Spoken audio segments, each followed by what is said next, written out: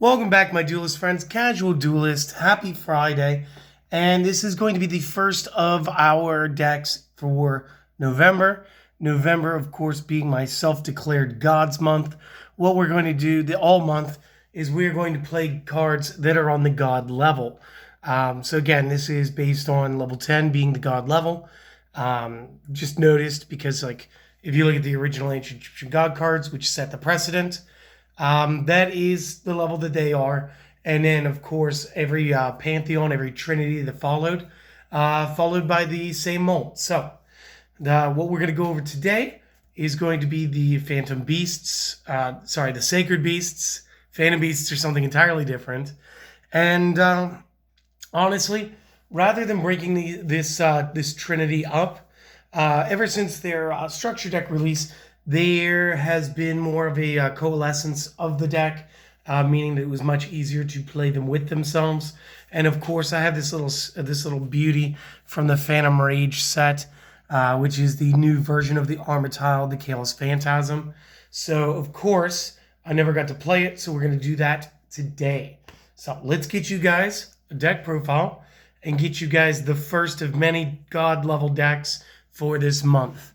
So to start this one off, we're going to be using 3 copies of the Chaos Summoning Beast. You contribute this card to special summon one of the 3 Sacred Beast cards from the hand, ignoring its conditions. And while this is in a discard pile, you may banish it to add the field spell Fallen Paradise from the deck to the hand. You can use each effect of this card once per turn. And again, it's really one of the more valuable ones, so run it at 3. Next up, we're going to have 3 copies. Let me kind of get the name slightly jarred there for you. 3 copies of the Dark Beckoning Beast. This one's also going to be a 0/0. This one gets up to a level 2. When this one is normal summoned, we can add one of the Sacred Beasts or a card that lists them in the card text from the deck to the hand with a different name. So you can't go and grab a Beckoning Beast off of Beckoning Beast. Fair enough. You can only use this effect once per turn, and during the main phase, we can have an additional normal summon of a Fiend monster that has 0 attack and defense, in addition to our normal summoner set, which again is pretty good considering everything else. We're also going to get 2 copies of the Dark Summoning Beast, and again, you might play this one at 3. I prefer this one at 2. It just seems less bricky. You can tribute this card to special summon one of the Sacred Beasts from the hand or the deck, ignoring conditions. Also, monsters you control cannot attack for the remainder of this turn. You can use this effect once per turn. Additionally, you can banish this in the graveyard to add a copy of a Sacred Beast from deck to hand. And again, nothing wrong with it. It's a good card. It's fun. Now, this is all the support that we need monster-wise for the Sacred Beasts, outside of the Sacred Beasts. So let's get those guys real quick. We are going to be running 2 copies Hamon. This is normally a special summon from the hand by sending 3 continuous spell cards from the field to the discard. Again, historically played with Sacred Beasts or Crystal Beasts more often than not. If this card destroys an opponent's monster by battle and sends it to the discard pile, inflict 1,000 points to the opponent. And while this is in face-up defense, monsters the opponent control may not target monsters for attacks except Hamon.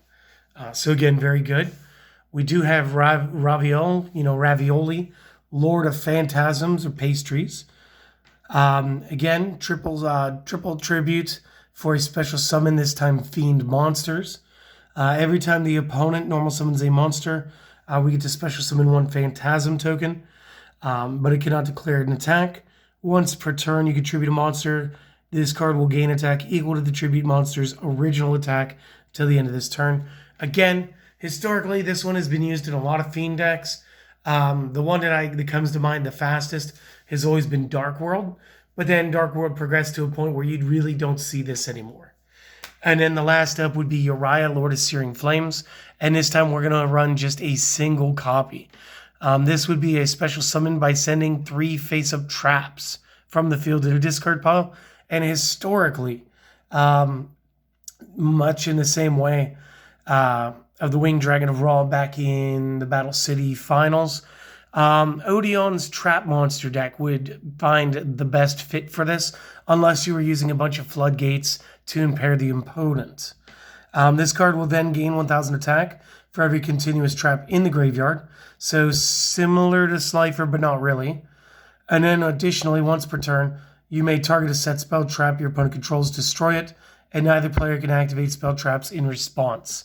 So it's similar to Night Beam, only it's not the only one that can't respond. So a little different, whichever. And we're actually going to reuse the Danger Engine from, what was it? It was Monday with our Zombie Shadals.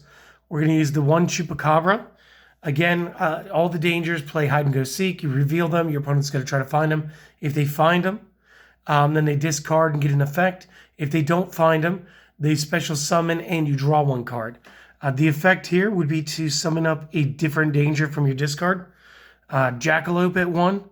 And this effect would be to special summon a danger from the deck in defense with a different name. 3 danger Nessies. Nessie's effect here would be to discard, add 1 danger from deck to hand with a different name. And Tsuchinoko can still special summon itself. So you're either going to special summon it or you're going to special summon it. It's just a matter of did you have to draw a card because your opponent failed on hide and go seek. So just real quick, there's the monsters. Go ahead, take a screenshot or possibly pause the video. Go ahead and write down some notes, and I'll be right back with the spell traps. All right, first things first, we're going to lead with 3 copies Allure of Darkness. Again, you guys know this one, so I'm not going to waste your time. Next up, we got 2 copies Cerulean Skyfire. Now, of all of the Sacred Beast attack cards, this is the only one we're actually going to use. We're not going to use Uriah's Trap card or the Raviel Shimmering Scraper being a monster. One bit of trivia is that whatever they summon off of tends to be the type of card they're after. So again, continuous spell, continuous trap, or a fiend monster. This one says here, to special summon Haman, Lord of Striking Thunder, using its own procedure. You can also use face down spells that you control. Doesn't matter, we're going to use the Summoning Beasts because that's way more fun. Once per turn, while you control an attack position Haman, you may negate a spell trap effect activated by the opponent, then change Haman to defense mode. If it face up Uriah, Haman, or Raviel, you control would leave the field. You take no damage for the turn. So again, it's good. We can get kind of like a pseudo-ish negate. It is a negate, but it's not like a spell speed 3 counter. So it is still good. 2 copies of the Dimension Fusion Destruction. And again, this is how we're going to play out the newer boss monster, the newer version of Armityle. Banished from the hand, field, and or grave. The materials listed on 1 Phantasm Fusion monster. Now again, there are 2, and there are 2 because in the anime, during the GX arc, we would see Armityle get played. And in the manga, they would play Trilogig, the Emperor. So 2 different stories, same spell card. So banish those, then special summon the fusion monster, ignoring its summoning conditions.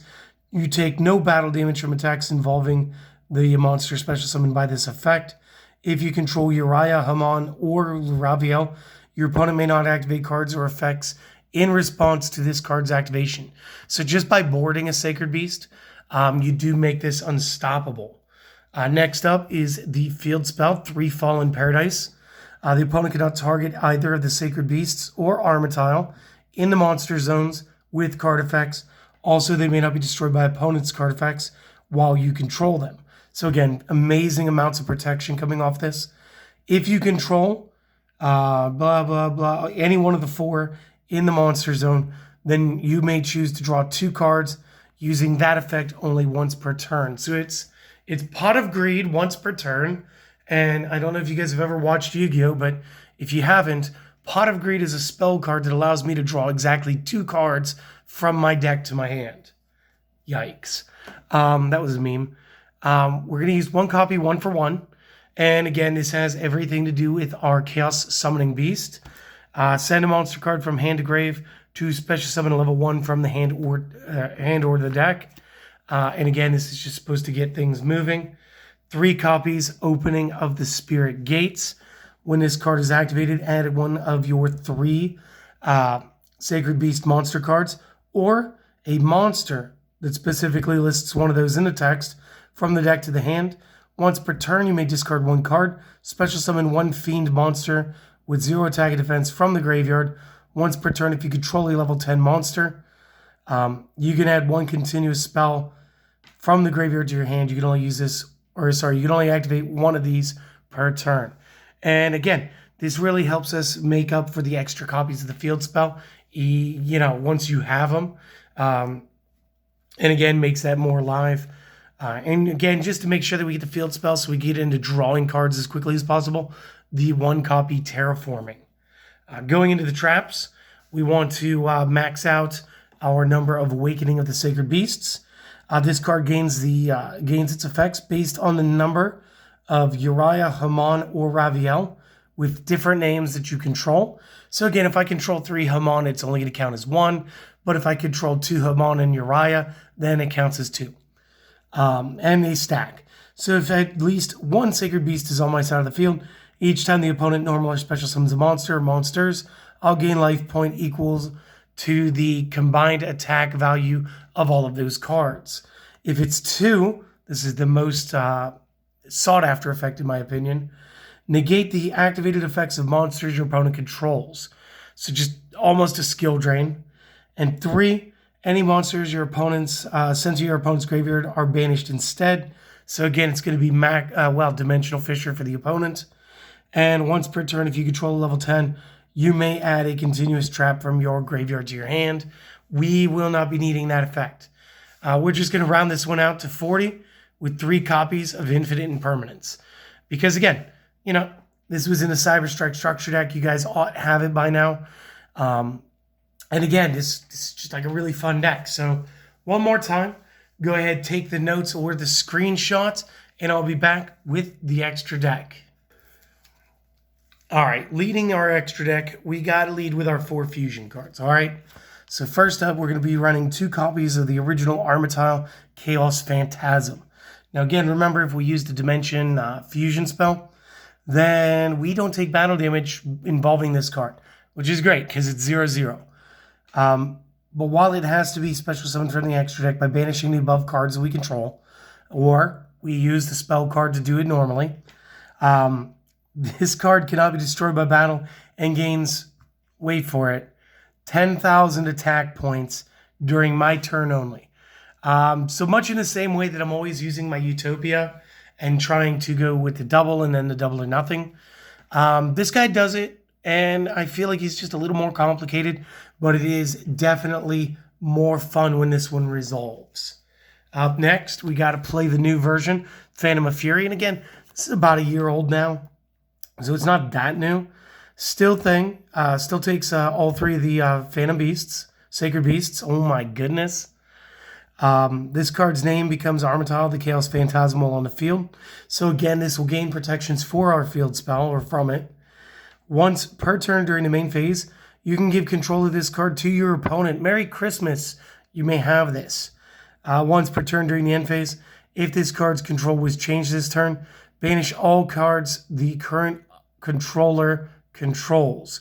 Then, the owner of this card can special summon 1 Armityle Chaos Phantasm from the extra deck, ignoring summoning conditions. So, moral of the story, I play my spell card, I play this. I say, you know what? You take it. I end my turn. During the end phase, he banishes along with everything on the same side of the field, and the original comes out to play. Pretty good at disrupting. I'm not saying it's a Divine Arsenal AA Zeus. I'm just saying it's fun. And then we got to play the 1 copy of the Phantasm Emperor Trilogy. Again, just 3 level 10 monsters. So this could actually see its way into every one of the God level decks. If this card is special summoned, or if another monster is special summoned from the graveyard to your field while you control this, you can target a face-up monster your opponent controls. Inflict damage to the opponent equal to half its original attack. Use this effect only once per turn, which has a delicious burning effect. And you know, maybe, just maybe, when we get the next Speed Duel box, we'll get Armityle or we'll get Trilogig. Either way, we should be getting our Sacred Beasts finally, and then we'll be able to do a Battle of the Gods in Speed Duel as well. The links are going to be pretty self-explanatory, guys.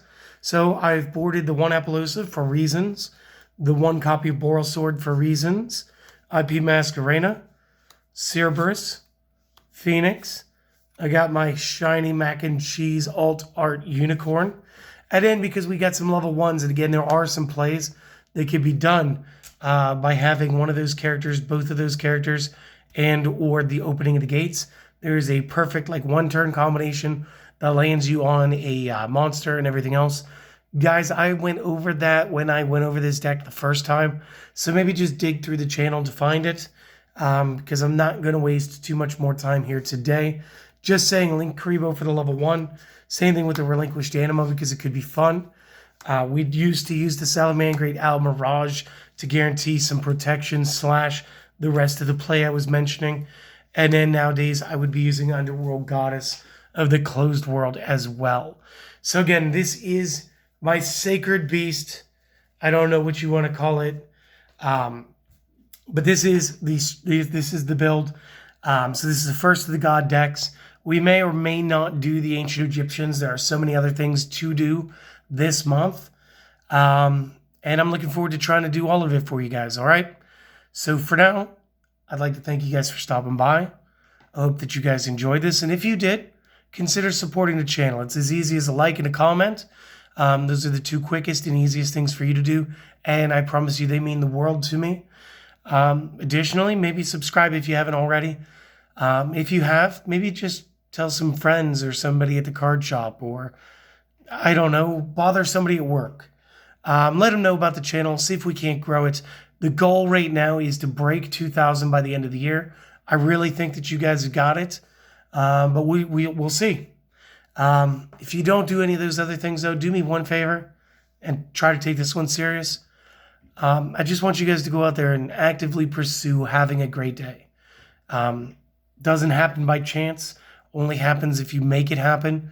But it's always going to happen if you give yourself that chance, you know. So go out, do the things, whatever it is, you know, go get that coffee that you've been wanting to go get. Go watch your favorite comfort show, whatever it is. And I hope to see you guys next time, all right? Later.